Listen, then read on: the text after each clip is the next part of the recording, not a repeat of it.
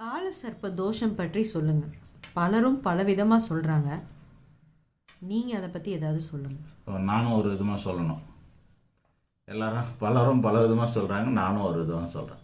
அப்போ பலரும் பல விதமாக சொல்லும்போது உங்களுக்கு அதில் திருப்தி ஏற்படலை. அப்படி இருக்கும்போது நான் சொல்லும்போது மட்டும் எப்படி திருப்தி ஏற்படுற போது? பலரும் பல விதமாக சொல்கிறாங்க. எப்பொருள் யார் வாய் கேட்பனும் அப்பொருள் மெய்ப்பொருள் காண்பது அறிவு. பல விதமாக சொல்லிட்டாங்க, கேட்டுட்டீங்க. அதுக்கப்புறம் புதுசாக நான் என்ன சொல்கிறது? யார் சொல்கிறதோ அதில் ஏதாவது ஒன்று உங்களுக்கு எடுத்துக்கிற மாதிரி இருக்கணும் இல்லையா? அப்போ இல்லைன்னா நான் என்ன புதுமையாக சொல்லிட போகிறேன்? இல்லாத ஒன்று, சாஸ்திரத்தில் இல்லாத சொல்ல போகிறேன்னா?